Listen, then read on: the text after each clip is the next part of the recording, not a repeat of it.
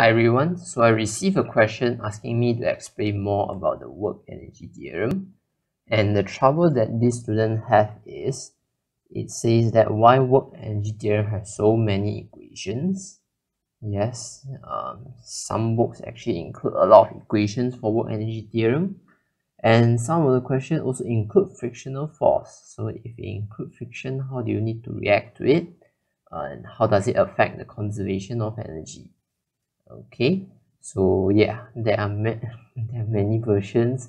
Some versions are incorrect, some versions are correct, and well, it's a bit complicated if you want to explain the whole thing really in detail. But here's my attempt to do it. Okay, so work energy theorem, I'm doing it based on the book Young and Friedman. Work energy theorem, right? Usually people use it to explain only one of the equation. It's not all of this equation. Yes, all of these equations are trying to relate work done with change in energy. But work energy theorem, when we say work energy theorem, we usually refer to one single equation or one single definition, which is the total work done is equals to the change in kinetic energy. Okay, so usually if we find it difficult to understand the equation, what should we do is we write it down. What does the symbol means? So work total, it's the, you can call it total work done. Okay, and when we talk about work done, it's important to know who's the by, who's the on. Okay, so here is actually the total work done by all the forces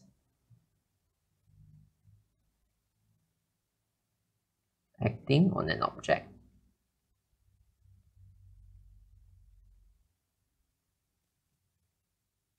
Okay, so there are many ways people give definition to this work done total. Some of them call it the net work done by all the forces acting on an object. But I want to write out another way people define it, which is the work done by the net force acting on an object.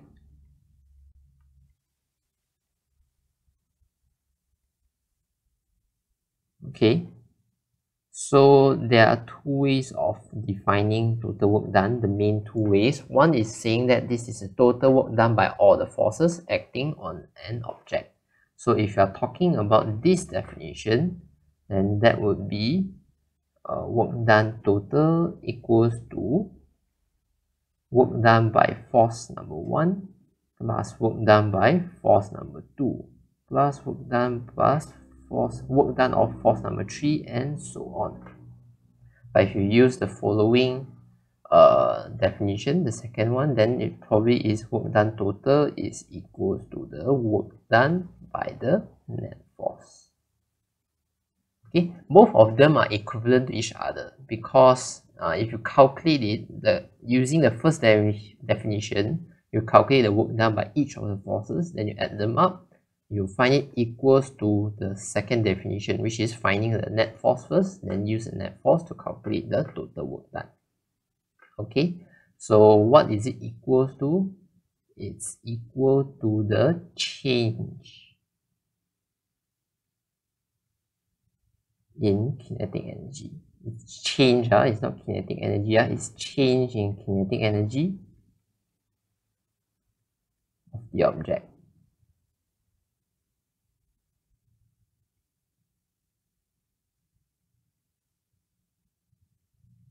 Okay, so because of this object receiving or being exerted with some kind of forces, if there happens to be a total work done because of those forces, then the object will experience a change in kinetic energy. Okay, the object being exerted with forces, those forces produce a total work done. That total work done causes change in kinetic energy of the object. This is the only equation that we use for work energy theorem. It's total work done equals to change in kinetic energy. Total energy is a different thing.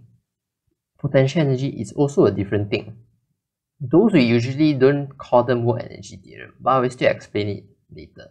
But why work total is always equals to change in kinetic energy, not potential energy, not total energy. Why is it this way? It's because look at the word here. You see net force. Okay, these two are equivalent, so I use this one. This will make our explanation easier. So when we think of the word net force, what should come into mind is if you happen to have a net force, only you have total work done, right? Or else, if work done by net force, if net force is equal to 0, then total work done will definitely be 0 as well. So you need to have net force, only your total work done will not be 0. Okay, this is a fact. So net force tells us that through the equation of F equals to ma, it tells us that the object will experience acceleration.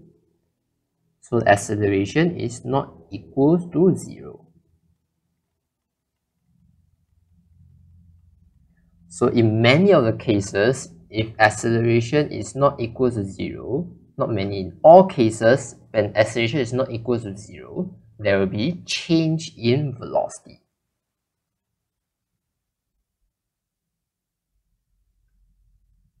So acceleration is change of velocity over time. So there will be change in velocity. So if you have change in velocity, definitely you have change in kinetic energy. So change in kinetic energy will not be 0. And we find out that if we take this net force, we calculate the work done by this net force, it will be equals to this change of kinetic energy.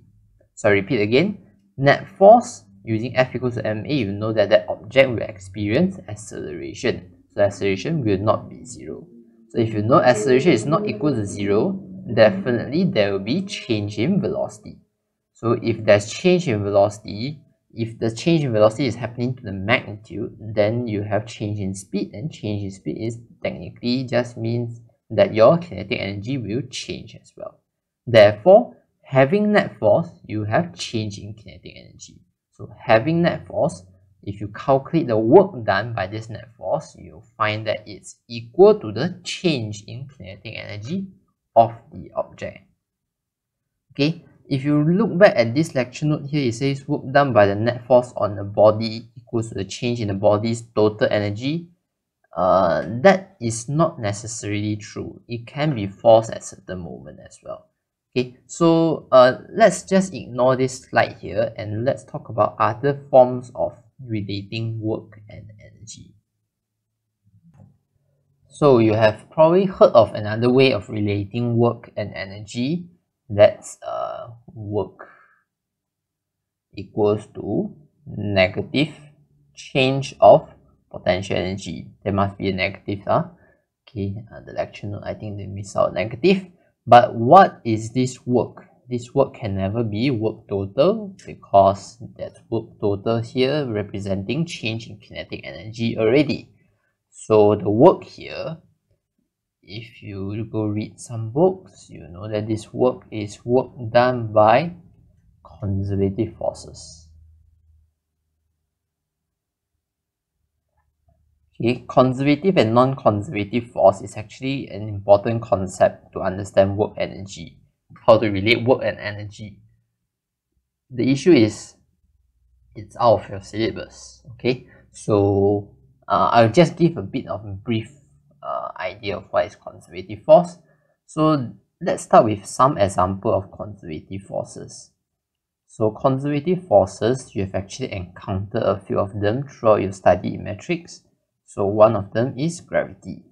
So gravity is a type of conservative forces. Another one that you have learned is force exerted by a spring. Okay. Later you tell me why these two are conservative forces. You see that both of them have a similarity. Then of course later in semester 2 you learn about Coulomb force.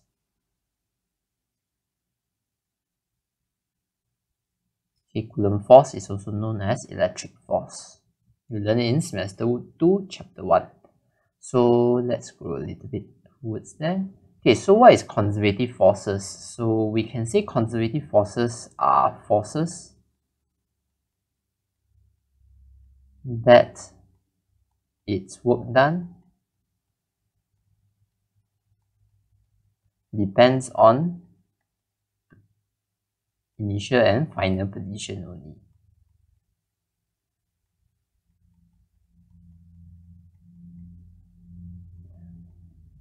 Okay, if you have finished revising, you see that this is similar to something that we talk about in internal energy.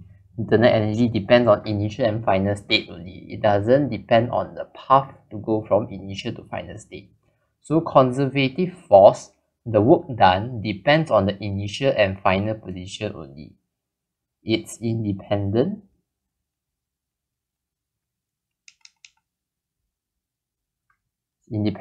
of the path.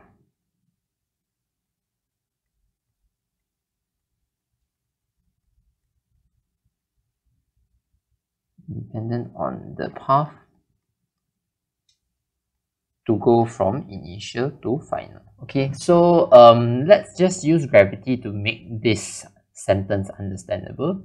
So let's say today I have a block here, and this is the initial position of the block, and later sometime later, after some journey, the box will end up here.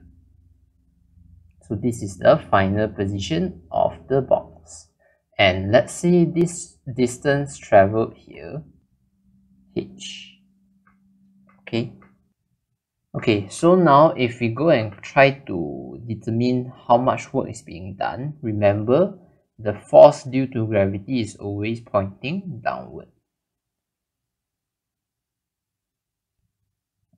Weight.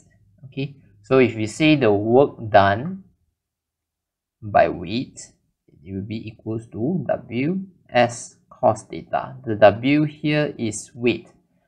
Because you don't want to confuse so many W here, let's just straight away substitute mg s cos theta. Then you know the W and the H are and the S are in opposite direction because the object is moving upwards, whereas the force is pointing downwards. They're in opposite position, so you know that mgs will be mgs cos 180 degree. So you end up with mgs with a negative sign. So that is the work done by gravity if you go from initial to final. So this is the initial position, that is the final position. So now let's say we don't follow this path right now. We don't just go straight away upwards. We want to be a bit free and easy. So let's say that we want to try and move like this. Want to move like this, then want to move like this. Then after you move like this, after you move like this, after you move like this. After that, only you go to your final position. So go up, go right, go up, go right, go up, go right. Okay, so if you want to find the work done by this gravity right now, we can do the same thing as well. But instead, let's split into section. Let's call this section section A, section B, section C, section D, section E, and section F. So now if you want to find the work done by weight, it will be mg, the movement of SA, cos theta A, plus mg SB, cos theta B. Then you have mg SC, theta C, SD, theta D, SE, theta E, SF, theta F. You get what I mean, right? I'm being a bit in a rush here, so I just write everything like this. So if you go and calculate it, you find out that for A, it will be 180. For B, it will be 90 degree. For C, it will be 180 degree. For D, it will be 90 degree. For E, it will be 180 degree. For F, it will be 90 degree. Okay, how I determine this is W, the weight is always pointing downwards.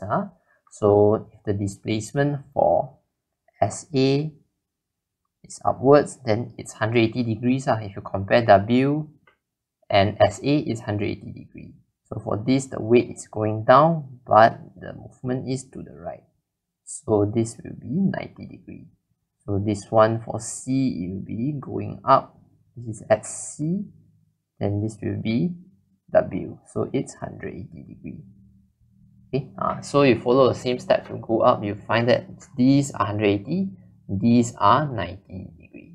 So if we do a bit of simplification, we know cos 90 degrees equals to 0, so we can cross out this, this, and this. So we are left with MGSA, MGSC, and FMGSE, but all of them, they have negative sign behind due to the cos 180. So it becomes negative mg. I need to do a bit of steps here, but I will just skip all of them. SA, SC, and SE. But if you notice, SA, SC, and SE, if you add them up together, they will be just equals to H. Therefore, at the end, you will end up with negative mgh. Of course, this S initially is also equals mgh. Okay, so for this one on the left hand side, what I'm doing here is I'm following a straight path going upwards. So my path is going like this. Whereas for the second calculation, I follow another path to go from initial to final. Now you see, for both of the paths, even though they are different paths, you get the same work done. That means the work done here only depends on the initial and the final position. It doesn't really depend on what kind of path you take to go from initial to final position. So if a kind of force obey this kind of characteristics, we call it a conservative force. So gravity is one of them. Force exerted by a spring is also a similar situation. You can compress a spring first, then you extend it back, then you compress it back. But no matter what, the change and the work done here will be just depends on the initial and final. No matter you compress it, then extend, then compress, or you extend, then you compress. What kind of process you take to go from initial to final state? You don't care about the process. You care about the initial and the final only. So if those forces obey this kind of characteristic, we call it conservative force. So when you see for conservative force is equals to negative change of potential energy. So conservative force, the idea of conservative force is if a force is conservative, you can create a potential energy for it. So every position, you'll be having a dedicated potential energy. So if you are 5 meters above the ground, then you have mg times 5. If you are 10 meters above the ground, then you are mg times 10. So every position you have a dedicated potential energy for the object. So as you can see here, this is actually just negative u, right? This is just negative u, and u is equals to mgh, of course. Okay, this is what you learn in SPM. So that's why work done by conservative force is equals to negative change of potential energy. Work done due to gravity on the object is equals to the negative of the change in potential energy of the object. So this is another way of relating work and energy. So for this case is work done by conservative force relate with potential energy. So this is one form. So we have discussed the first form. This is the formally defined as work energy theorem. Total work done equals to change in kinetic energy. Then we discuss work done by conservative force, or you can say work done in gravity or work done by spring equals to negative change in potential energy. Potential energy can be, for this case, is gravitational potential energy. for the second case, you have elastic potential energy. Okay, later Coulomb force, you learn about electric potential energy. But that's out of our discussion here. So there's one more left. Okay, so here I need to... You have learned work done by total and it's equals to change in kinetic energy. And you learn that work done by conservative forces and it's equals to negative change of U. Change of potential energy. So work done total is the total work done by all the forces acting on an object. But all the forces here can be split into either conservative forces or non-conservative forces. Okay, so forces, there are two types. It's either it's conservative or it's not conservative, right? So there are two types of forces.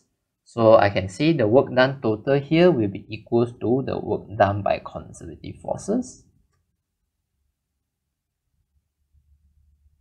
And it's also work done by non-conservative forces. So if you know from up here, this is change of K and this is negative change of U. Then this will be work done by non-conservative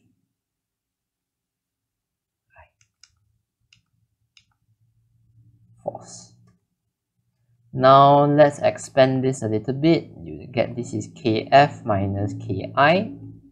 This will be negative Uf minus Ui plus work done by non-conservative forces. So if you shuffle things around, you get Kf plus Uf equals to equals to Ki plus Ui plus work done by non-conservative forces. So now I think you can see what I'm trying to lead you towards. Okay, forces, there can be many forces, so like right forces. So now if you notice, K plus U is kinetic energy plus potential energy, so that will be mechanical energy final. This will be mechanical energy initial. Then this will be plus work done by non-conservative forces. So now do you notice something? I hope you see it already. Ef minus Ei is equals to work done by non-conservative forces. I'm getting lazier.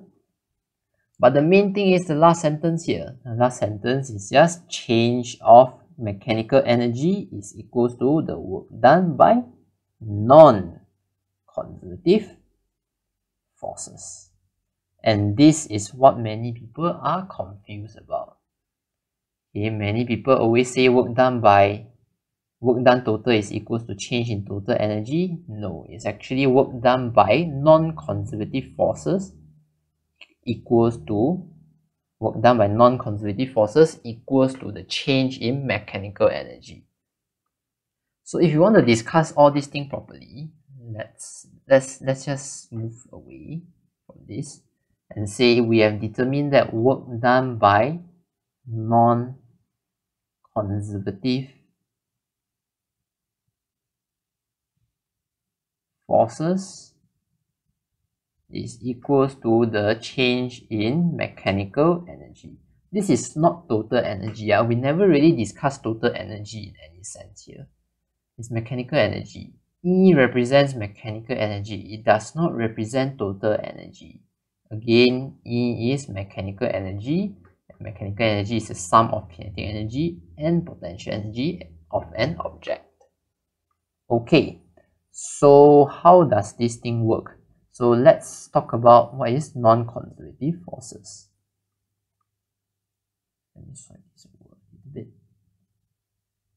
Non-conservative forces. So what are some examples of non-conservative forces? It can be, let's say, you learned about 5 types of forces, right? Weight, you know, it's conservative forces. The next is tension. So tension can be a non-conservative forces. Then you have what? External force. External force is also non-conservative. Then you learn about normal force. Normal force usually, not every time, normal force usually cause zero work done. Normally, okay, usually. There are cases which it cause work done, but usually it doesn't cause work done, so I won't write it here. Okay, then last thing is friction. So these are what we call as non-conservative forces. And the idea of non-conservative forces, well, I'll copy from the conservative forces.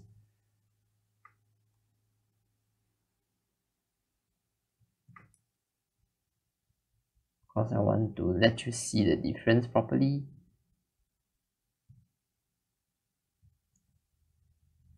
It's the force that its work done depends.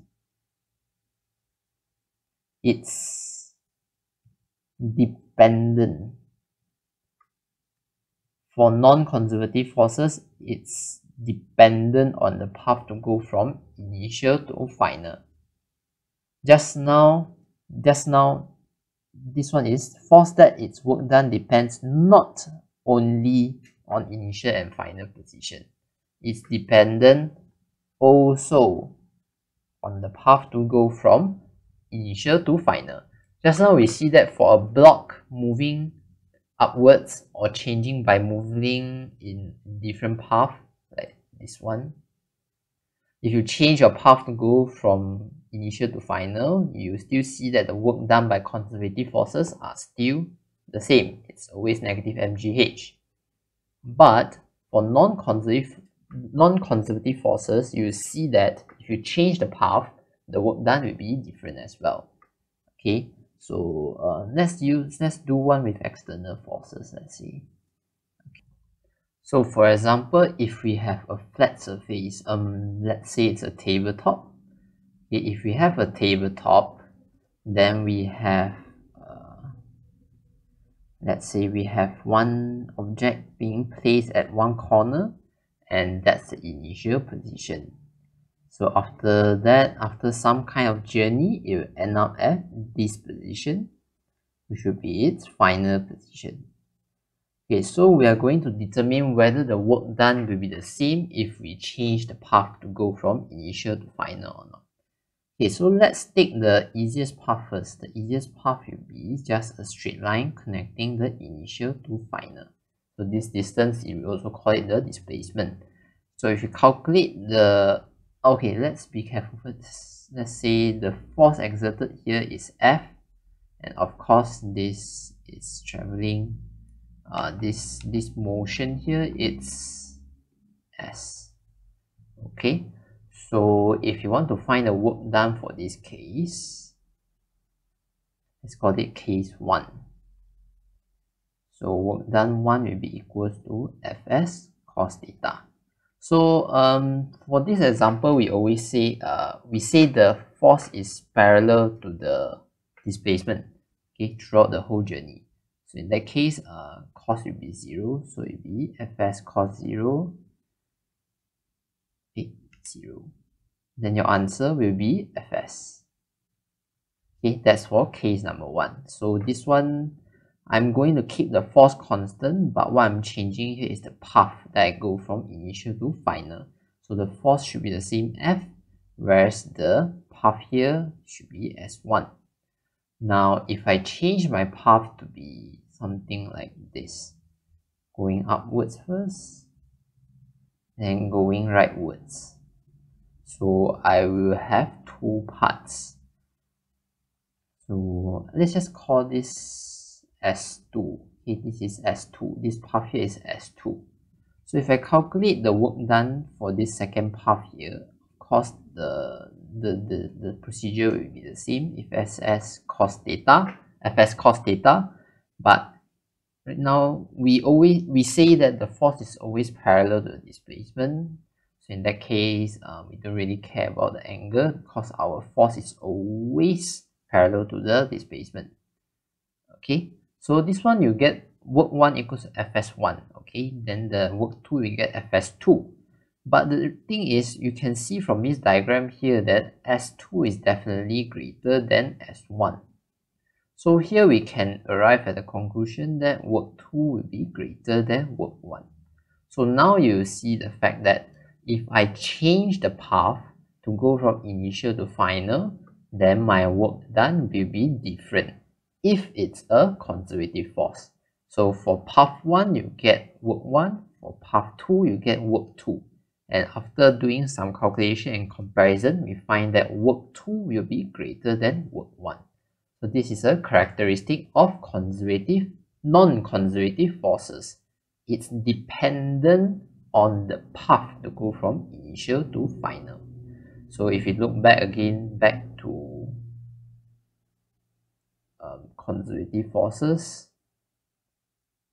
you see for conservative forces, even if I change the path, the blue one is the first path, the green one is the second path, you see that for different path used, I will still get the same answer as my work done. So if you have this kind of characteristics, then that's a conservative force. It does not depend on the path. So I hope you are clear with the differences between conservative force and non-conservative force. Okay, so now we can see here if the path is longer, then I will experience greater work done by the external force. So if my path is longer, then my work done is greater. Then based on this thing, I will say that our change, okay, let me write here. Our change in mechanical energy for situation 2 will be greater than the change in mechanical energy for situation 1. So how do we say that? You can see if we travel for a longer path under the same magnitude of force, and they must be parallel to the motion, then if you push something for a longer distance, you can think of it like this. If I have a net force and I push it, then you cause acceleration. Okay, so if you have acceleration, if you push it for a longer time, not longer time, greater distance, if you push it for a greater distance, so if you have increase in distance, your final velocity will be greater. So if your final velocity is greater, then you have greater increase in kinetic energy. So do you see that the fact that if we have external force, if this is an external force, if we have external force, then this external force is causing acceleration, then we see that greater distance travel will cause greater change in kinetic energy. Therefore, you have greater change in mechanical energy because the potential energy is being kept constant. And let's just write down one more step. We know that E is equal to K plus U, and we know that U is constant, K is increasing, therefore E should be increasing. So we know that you have delta E, which is non-zero. Okay, so external force causes change in mechanical energy. Okay, the same for friction. If you have friction, if you push it for a greater distance, then you experience a longer amount of deceleration. Okay, you can think of it, if I push something, if something is moving across a greater distance, and that distance is a rough surface, then you experience greater decrease in velocity. Okay, so let's say if this is a friction, this is another example. So if this is friction, then this friction will cause okay, we are talking about kinetic friction, so this kinetic friction will cause negative. Let's don't write negative. Negative can be confusing. If you have kinetic friction, it will cause deceleration. Deceleration is not negative acceleration. That's why I hesitate just now. It will cause deceleration, and because you know that v squared equals to u squared plus 2as, so if you have greater distance traveled, then you experience greater decrease in velocity. If this one increase, then you have greater decrease in velocity. So if you have greater decrease in velocity, your change in kinetic energy will be decreasing. But because the potential energy is being kept constant here, so you can say your mechanical energy actually decreases, and that causes change of mechanical energy to not be zero. So this one, if you calculate work done by kinetic friction, it will be equal to this change in mechanical energy. Okay, but that's the idea why when you have external forces or you have friction, it will causes change in mechanical energy. Okay, so that's the idea behind it. To explain more, it will be a bit difficult. Okay, you might be thinking, why do I not just stop here at kinetic energy? Why do I relate to mechanical energy? So it's a bit complicated to explain why I don't just stop at kinetic energy, whether I extend it to change in mechanical energy. But I think you can think of it like this. Let's go to this side over here. Okay, just now when we said that work total equals to work done by conservative forces and work done by non-conservative forces, then we see this thing here.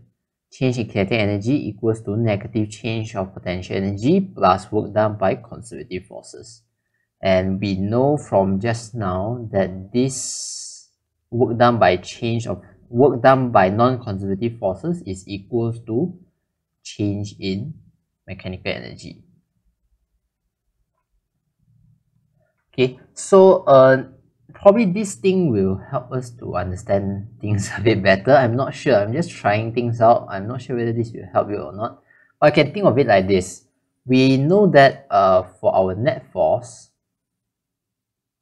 okay, our net force, it's consisting of conservative forces and non-conservative forces. So what happens is, if something happens to have a net force that causes increases in the kinetic energy, the increase in kinetic energy can be due to two factors. One is by you transform the potential energy into kinetic energy. So the energy is the energy in the system itself. Just that you transform the energy in the system that was potential, you transfer it into kinetic. It's still energy in the system. You are not taking in energy from outside. You still use your energy. You still have the same energy in the system. Just that you change the potential energy to kinetic energy. That causes increase in kinetic energy.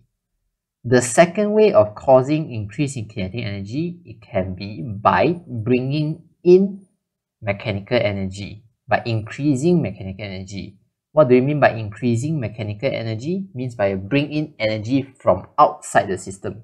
And when you push a block, right, actually you are transferring your energy of your body, your foot, maybe your foot let you have energy, then you push, then you are technically transferring your energy to the block itself.